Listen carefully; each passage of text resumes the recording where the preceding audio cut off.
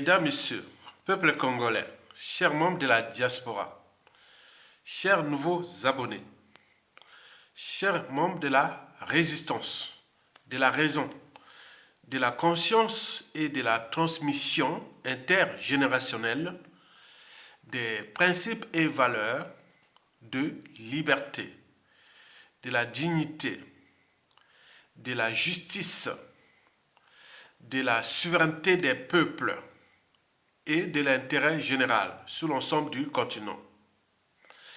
Je vous informe qu'à 2 jours du 7e anniversaire de l'incarcération injuste du général Jean-Marie Michel Mokoko, à 30 ans de bagne néocolonial France-Afrique, incarné au sommet par l'ogre des bords de la Lima, qui n'a laissé sur les routes du Congo que des cadavres de tout âge, le néron tropical, ces individus-là que l'on ne rencontre qu'une fois tous les 2000 ans dans une nation ou société donnée, ils seront toujours au service de l'injustice, de l'oppression, de la barbarie, de la traîtrise, etc.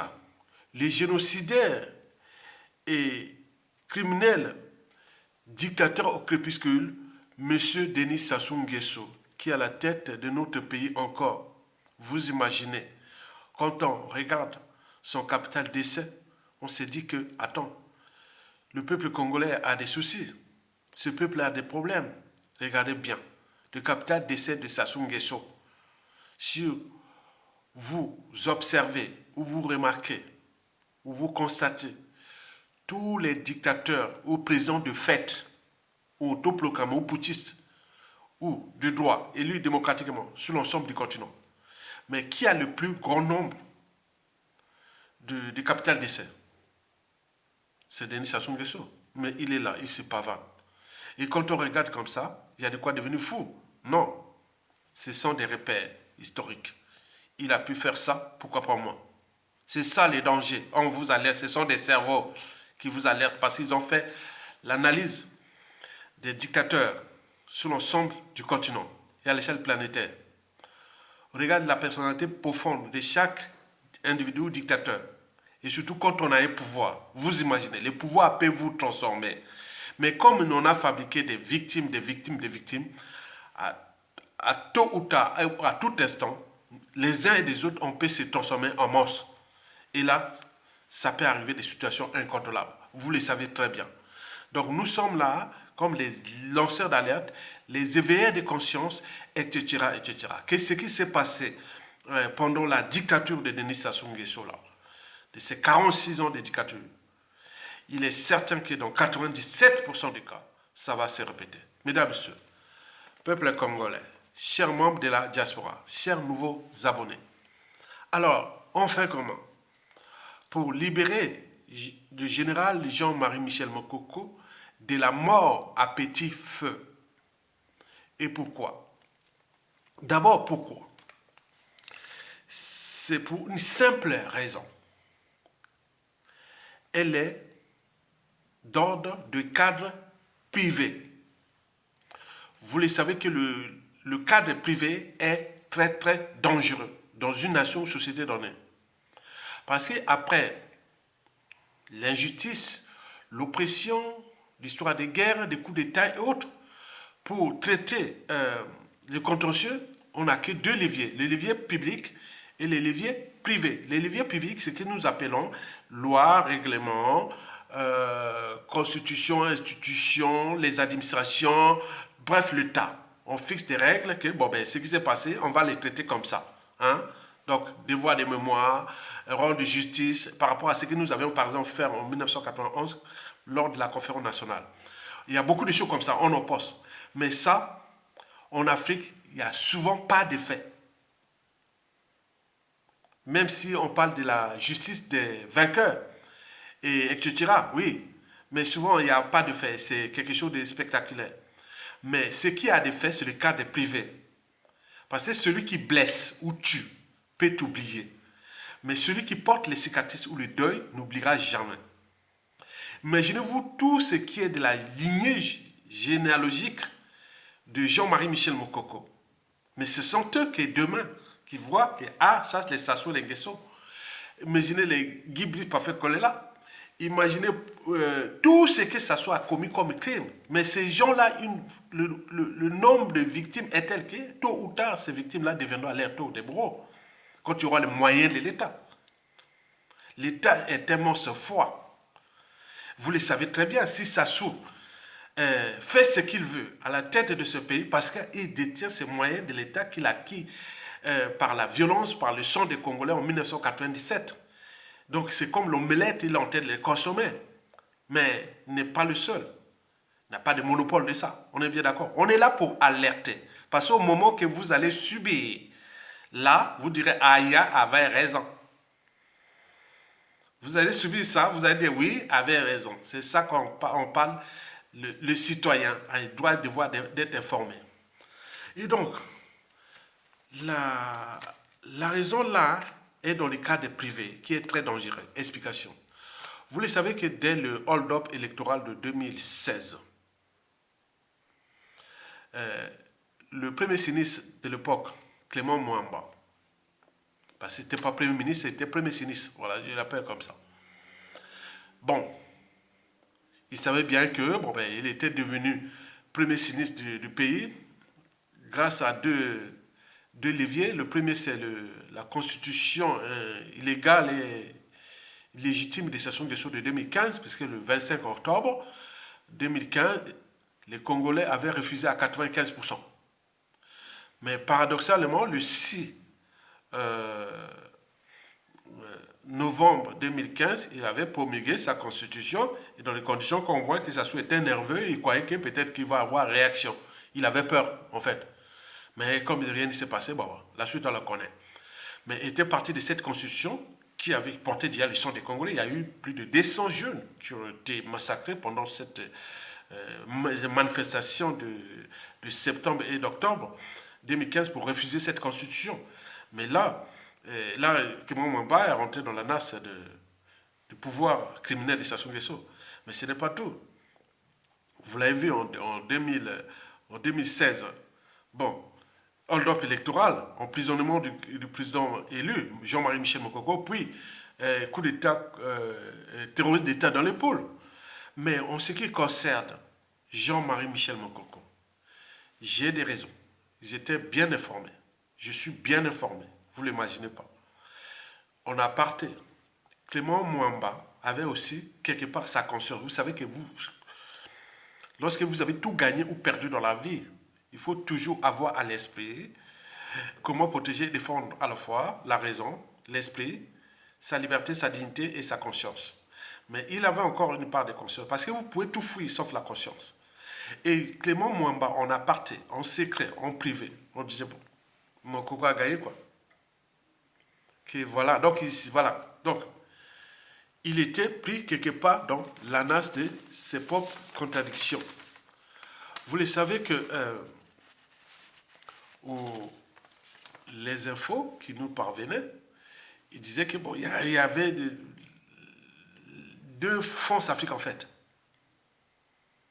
La France-Afrique de Mokoko et la France-Afrique de Sassou qui s'affrontaient là.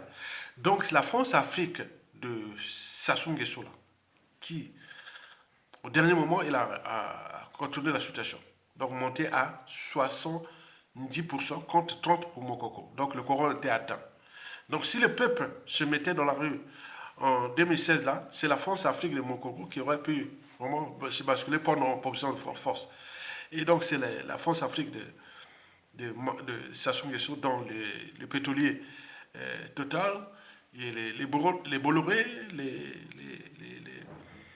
tout ce monde-là, les cellules africaines de l'Élysée, les Quai d'Orsay, tout ça qui ont. Voilà. Donc l'autre petite France-Afrique de Mokoko avait perdu. Donc vous imaginez, mais lui il savait très bien, même si on l'avait converti en franc-maçonnerie et tout, voilà. Mais il savait très bien que, bon, il a certes obtempéré aux injonctions de la France-Afrique, lui plaçant premier sinistre, parce que Sassou Nguesso n'aura jamais de premier sinistre au nord, puisque c'est le jeu divisé pour mieux pétiner, donc le sud, toujours le sud, mais sauf, il n'aura jamais aussi de premier sinistre dans les pôles. Il n'y a que le Nibolek ou le Kwilu. Donc, vous imaginez. Et donc, on cherchait dans le Libolec, on l'a trouvé Clément Mamba, mais il savait très bien que c'est comme de la mafia. Vous trouverez tout dans la mafia sauf la sortie. Mais on voit ce que ça a donné. Il a perdu sa vie après. Donc, mais il savait très bien que Mokoko a gagné, qu'il y a eu injustice. Il y a beaucoup de choses comme s'il était pris dans une machine à laver et qu'il ne pouvait... Voilà. Donc vous imaginez, ce sont des réseaux de Clément Mwamba que j'ai contrôlé quelque part, qui m'en a informé. Il était mal au point, donc voilà. Donc, tout ce que Sassou Nguesso et la France Afrique faisaient contre Mokoko pendant ces 2016 à 2021, bon, il était, voilà, bon, il ne peut rien faire, donc il était vraiment une marionnette, hein, on a fabriqué une marionnette. Voilà, comment ça se passe? Donc, vous mesurez à quel point, quand vous êtes le président de la République, vous avez des partenaires forts, vous pouvez punir, regardez ce qui peut arriver au Sassou Nguesso demain, regardez bien. Donc, ce sont des éléments qui permettent de dire qu'à un moment donné, quand vous avez les moyens de l'État et vous avez des alliés puissants, donc vous pouvez faire tout ce que vous voulez. Surtout entre nous, négros, bon, on s'en fout. Quant au premier sinistre ou l'idiot Anatole Kolené Makosso, son poste ou sa fonction dès 2021, ce fut à partir de la mort de quelqu'un. Il prend ce poste à la mort de quelqu'un. Guy Parfait Colère. Guy Colère est mort, lui il prend le poste là pour se dire voilà. Mais vous savez, il est idiot. Même Clément Mwamba, paix à son âme, il l'a dit dans les réseaux, non. Anatole Kolené Makosso se permet pour avoir les titres ou les honneurs auprès de Sassou pour son poste de premier sinistre, pour les privilèges et tout compagnie, qu'on sait bien qu'il est aussi lui dans la NAS. Pas qu'avec Sassou qui peut les neutraliser comme l'a fait, voilà.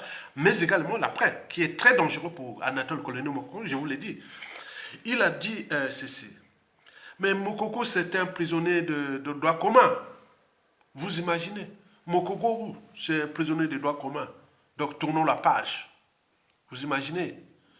Donc, ça, c'est quoi? C'est déjà cette énergie potentielle. Les rancunes, les haines, les scènes de vengeance qui sont là contre ce genre de propos tenus par un premier sinistre au service d'un dictateur. Puisque vous imaginez, le pays là est en danger puisque nous avons cette énergie potentielle qui est telle que du nord au sud, de l'est à l'ouest, dans toutes les familles. Vous imaginez, Kolené Makosso dit que Jean-Marie Michel Okoko est un prisonnier de droit commun. Donc, par conséquent, Bobinaka a purgé sa peine et que certains dans les réseaux disent bon, au jour où dans les collisions entre Kolené Makosso, ou tu es membre du clan, ou un papa, il peut crever là-bas, mais c'est un prisonnier de droit commun. Oui. Non, monsieur, il y a l'injustice, oui, mais il a. Voilà. Donc, vous imaginez ça. Nako. Je dis que notre anthropologie n'est pas bonne. Une fois qu'on a un pouvoir, on a tendance à rendre justice soi-même. Et nous, on est attiré toujours par le mal. C'est que Kolené Makosso, je vous dis, dans tous les réseaux. Donc, tu es comme ça, tu es exposé comme ça. Partout où tu seras, tu es exposé. Très grave. Donc, on profite de poste de premier sinistre du Congo, dans un pays qui est en train de rentrer dans les carmondes, et avec tes biens, avec ce qu'on connaît, ce que tu as acheté des biens par-ci par-là, très bien. Donc, continuez. Donc, ça, c'est cette énergie-là. Et quand j'ai eu des réseaux qui ont dit, non, il y a des gens qui regardent Anatole Kolené Makosso en chien de faïence. Si vous dites sincèrement, nous sommes là pour les alerter. Donc, vous imaginez, mesdames, messieurs, peuple congolais. Donc, le cadre public de la chute d'un dictateur est certain, peut-être spectaculaire, parce qu'on met les lois, règlements, autres, justice des vainqueurs et autres, mais ça ne va pas loin. Ce qui va loin, c'est le cadre privé. Par exemple, celui qui a fait du mal à ma famille. Par exemple, en ce moment, je suis contre Sassou Nguesso. J'ai des réseaux, je suis au fur et à mesure ma famille. Je suis pas, je suis comme, voilà, je suis. Hein. Maintenant, au jour où le tombe, moi, la première fois que je... Non, d'abord, c'est espionnage de tout ce qui est de tout le nord au sud et l'est, savoir qu'est-ce qui s'est passé pour avoir ça. Mais maintenant, quand j'aurai les résultats, que voilà un tel a fait à ton frère, à ta soeur, à ta... Maintenant, j'ai le pouvoir. Alors, ou je suis un donneur d'ordre, qu'est-ce que ça va se passer? Ben oui, sans scrupule. Hein. Moi, c'est comme ça. Moi, c'est sans scrupule. Moi, j'ai 30 ans de France, j'ai acquis une part comme un peu des blancs. D'abord, la justice doit passer, la raison, pas d'émotion. Voilà. Donc, voyez déjà ça. Donc, multiplier les normes des gens qui se préparent ou à créer ça, c'est dangereux. Donc, cette raison-là, est problématique pour les bourreaux actuels qui sont directement ou indirectement. Retenez bien, nous sommes mauvais. Retenez bien ce qui s'est passé dans ce pays en 1991 à 92. Regardez bien par la suite et tout ce qui s'est passé des années au fur et à mesure. Regardez bien ce qui se passe en Ukraine. Regardez bien ce qui se passe. Mais ça va se passer chez nous. Regardez bien ce qui se passe en RDC, au Sénégal et autres. Ça va se passer chez nous. Donc, ça va se passer partout. Regardez bien ce qui s'est passé en 2010, 2011 en Côte d'Ivoire, où Abidjan était devenue une ville vraiment dangereuse à fréquenter. Mais ça va arriver chez nous. Regardez bien. Bon, donc il faut alerter. Il ne faut pas que vous soyez dans les nuages. Hein. Le mal est fait. Hein. Tant qu'on ne résout pas ces contentieux historiques-là, dans un cadre où il y a des gens qui sont en tenue conditionnés à rendre justice très bien dans le cadre civilisé, mais nous courons un risque de chaos. Les chaos là, ce qui va les perdre, c'est eux. Parce que le nombre de victimes est tel que c'est eux qui vont perdre. Au niveau des administratifs, au niveau institutionnel, au niveau point de l'État. Donc, comme je vous parlais des passeports, des visas, de la fonction publique, de la retraite, des prisons, des points d'études, des biens mal acquis et tout compagnie. Vous imaginez l'injustice, quand vous créez l'injustice, les autres ne se préparent aussi à faire l'injustice, puisqu'on vit des repères historiques. Ils l'ont fait, pourquoi pas moi? Vous imaginez?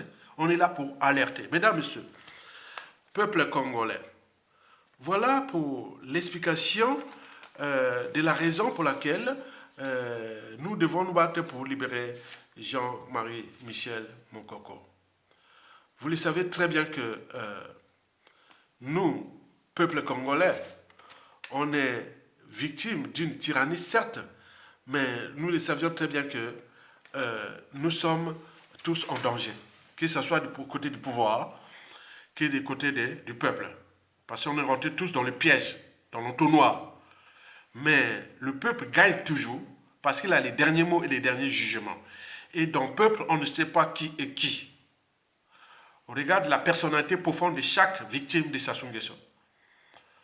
On regarde la situation qui sera là, ou du contexte. Vous avez tout compris. Mesdames, Messieurs, peuple congolais, chers membres de la diaspora, chers nouveaux abonnés, de ce qui précède, on fait comment pour libérer Jean-Marie Michel Mokoko de la mort à petit feu? D'abord, pourquoi la mort à petit feu? C'est pour deux raisons. La première raison est déjà France-Afrique.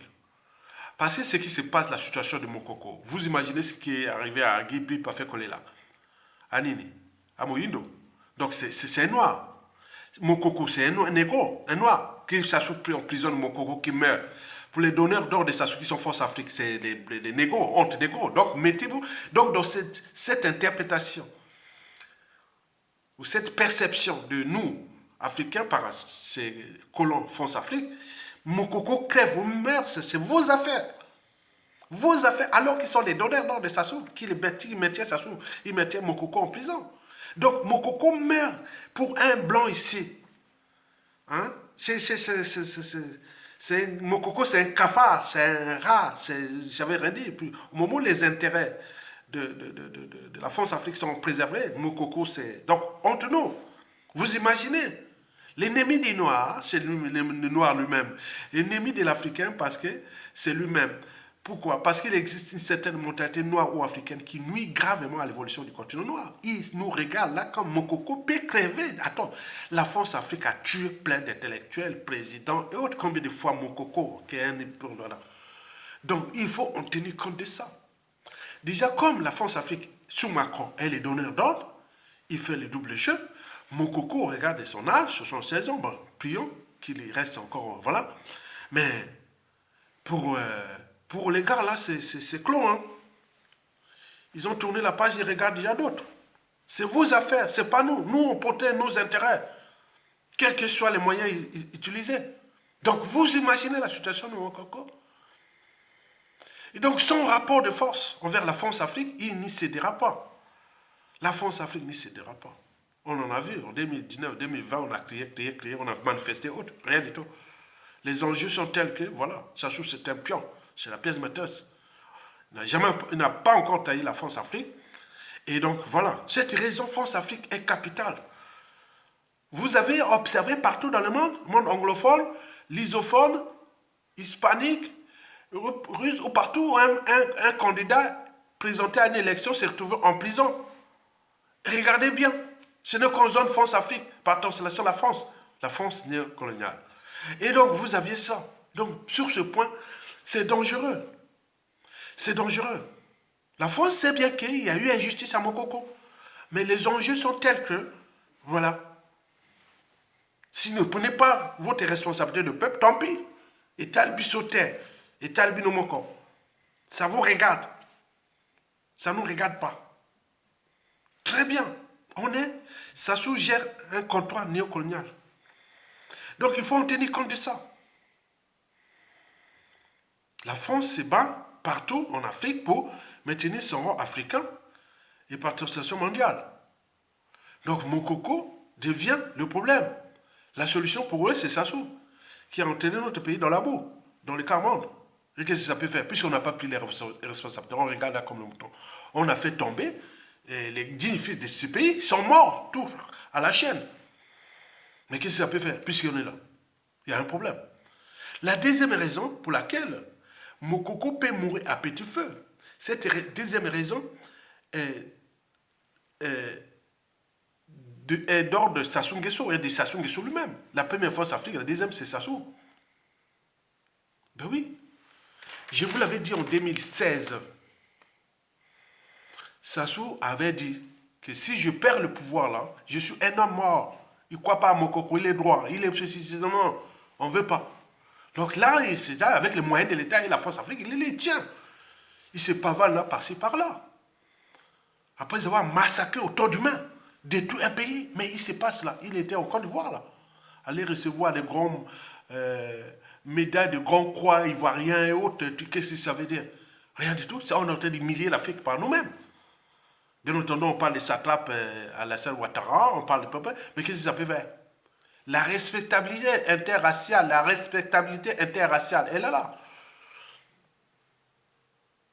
Donc 2016, Mokoko est devenu le danger de Sassou Nguesso. Si je quitte le pouvoir, je suis un homme mort. Il a cherché d'abord à l'assassiner, mais il avait peur, parce que le pouvoir militaire est tout comme au nord.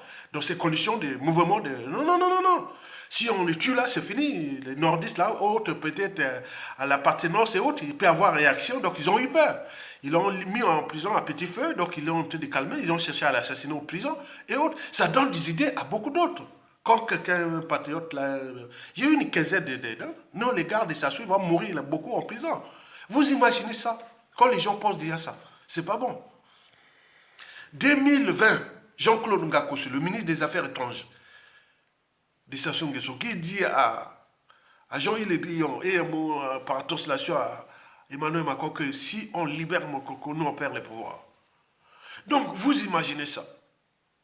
Donc s'il y a ça, vous imaginez que ils n'ont plus rien à perdre.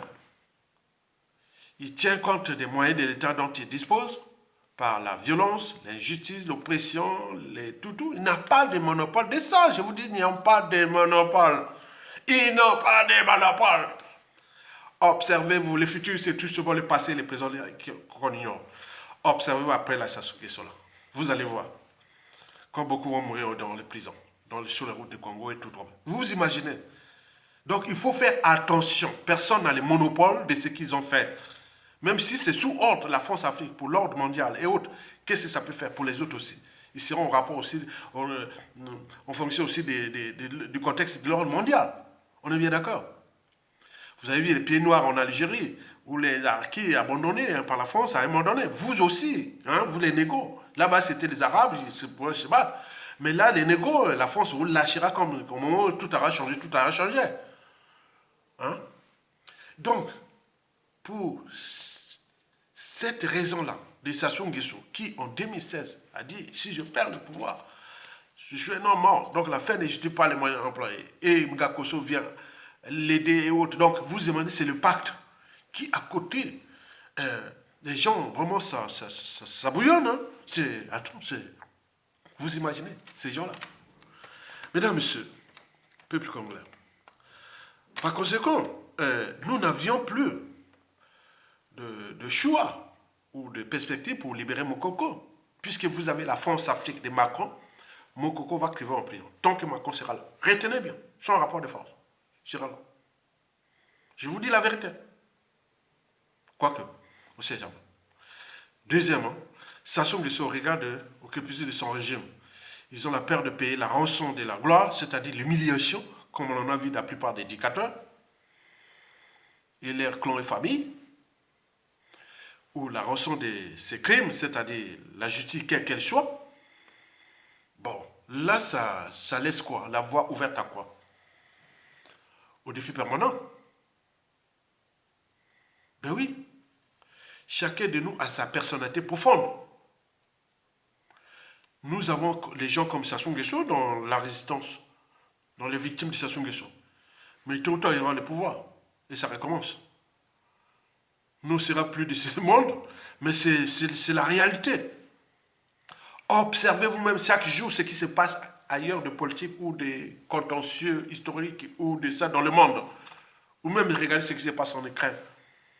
On traîne un russe dans la rue, dans les trucs, on bute comme ça, ou on traîne un Ukrainien, on le bute comme ça, on est partout, c'est ça. Quand ça va arriver, les chaos là. Donc nous sommes dans une situation où le contexte sous-régional est problématique pour le pouvoir de Denis Sassou Nguesso. D'abord, observez ce qui va se passer au Gabon en 2018 là, en 2023 là, à partir d'août, mois d'août, au Gabon. Mais plus dangereux, c'est la RDC, où Sassou Nguesso est allé mettre les pieds là-bas, dedans, hein, de la boue là-bas. Donc ça risque de se chambrer en RDC. Des tensions d'ici 2024, là. Déjà d'ici décembre. Il y a risque de chaos là-bas, c'est ça. Les élections de décembre 2023 n'auront pas lieu en RDC. N'auront pas lieu. Et il y a un risque d'arriver dans une situation comme le fut le cas de Joseph Kabila de 2016 à 2018. Mais lui, il avait encore les soutiens étrangers. Or, Félix Tshisekedi, qui a fêté son anniversaire hier, le 13 juin 2023, Félix Tshisekedi a 60 ans. Moi, je suis né le 1er juin, j'étais né le 1er juin 1963 à Brazzaville. Et lui, 2 semaines après, c'est-à-dire le 13 juin 1963 à Kinshasa. C'est mon petit frère de 2 semaines. Mais quoi que, on n'a pas les mêmes conceptions du monde. Et donc, son pouvoir est au crépuscule. Il risque d'arriver beaucoup de choses. Félix Tshisekedi est allé chercher ses problèmes avec les Russes, avec les Chinois, qui l'ont dit, attention, nous on est avec les Américains, mais on a l'exploitation et tout, l'exploitation de matières premières, mais tu étais installé par les Américains, voilà, tu travailles avec les Américains disent, ah oui, mais tu as aussi trahi, et donc beaucoup de choses là, donc il est en difficulté. Je vous rappelle que 2023 là, décembre, il risque de ne pas avoir les présidentielles en RDC. Et au regard des climats sociopolitiques délétères, où Tshisekedi est rentré dans une phase de dictature et autres, donc il y a des soucis avec les gens. Bon, disons tous les opposants, même les alliés, il y a des soucis. Jean-Pierre Bemba ne fait plus confiance en lui. Là, il force. Donc on ne sait pas, chacun de sa tête, il prépare ses plans. Moïse Katumbi, qui pardon, il est exilé aussi en France ici. Je ne sais pas. Martin Fayulu, vous avez quand les talibans, où on appelle ça là-bas, les partisans de Félix Tshisekedi menaçaient le président élu de la RDC en 2018, Martin Fayulu. Bon, donc on peut en multiplier ces tensions qui sont là dans un climat où on n'a jamais vu ça. Vous savez que ça chauffe en RDC, par opportunité, par situation, ça peut se chauffer chez nous. Donc nous devons être aux aguets de la situation. Que nous allons nous libérer par le contexte géopolitique actuelle dans la sous-région. Au regard de la situation du monde géostratégique actuel. Donc, il peut arriver, nous avons les destins du peuple. Ni espérez pas, ni rêvez pas. La France, ni la France africaine. Non, ils ne nous libéreront pas. Ça, c'est, ni pensez même pas une seconde, même pas une milliseconde. Ça sont des choses pareilles. Ce sont des rapports de force qui vont arriver. Parce que la France-Afrique et Sassou Nguesso sont aux abois. Mais c'est Sassou qui a tout à perdre. La France-Afrique peut encore se transformer et c'est une organisation. Voilà, il n'y a pas de problème. Ils ont vu qu'on a fait des erreurs. Voilà, il peut se transformer. Mais Sassou, le clan là, beaucoup vont le punir sévèrement. Tout ce monde-là. Regardez le nombre de victimes qu'ils ont fabriquées. Ils n'ont plus de marge de manœuvre déjà géopolitique. Au nord, déjà dans la Kivette. Qu'est-ce qu'ils ont fait à Mokoko? Et bien d'autres. Mais regardez dans tous les nord, les Okombi Salsa. Et tout ça, le nord n'est plus homogène. Non, le dérèglement politique et militaire est tel que il n'y a que des victimes maintenant partout dans le nord. Dans la Lukwala, et dans la Kivette, dans les plateaux, la Kivette ouest. Vous imaginez. Et donc là, chacun cherche son chat. Chacun cherche ses stratégies. Le sud en guet-apens. Vous les connaissez très bien. Nous avons passé notre temps, ma vidéo qui a parlé de soutenir le sud, à donner un peu de morale à nos compatriotes du sud. Vous voyez, sous 100% de mes vidéos, 90%, 80%, tu es là pour soutien. Hein? Donc la crédibilité ou la confiance ne se décrète pas, c'est construit au gré des épreuves. J'ai subi tous les coups de Sassou Nguesso comme je soutenais les sudistes. Ça, or que pour moi, c'est le patriotisme. C'est tout simplement ça. Donc, il faut en tenir compte qu'il n'y a pas de nord, sud, est, ouest au moment de la chute de Sassou. Je vous ai parlé de l'histoire de Colonel Makosso. Je vous ai parlé de l'histoire de point. Donc, vous imaginez qui continue à jouer avec le feu. Mokoko peut crever ou pas, il en a déjà fabriqué plein. Comme bien d'autres victimes de Sassou, historiquement. Donc, il faut en tenir compte de ça, que le contexte géopolitique sous-régional peut-être nous donner un moyen où il y aura un chaos. Au Congo, par exemple, s'il y a chaos, c'est nous qui gagnons. Parce que Sassou n'a plus de mal à chaos en RDC, ça arrive chez nous. Sassou n'aura pas de mal à les militaires, tout le monde va se retourner contre ces gens-là. Il arrive une situation incontrôlable dans le pays. Vous avez tout compris. À bientôt. Likez, partagez, soutenez la résistance. À bientôt.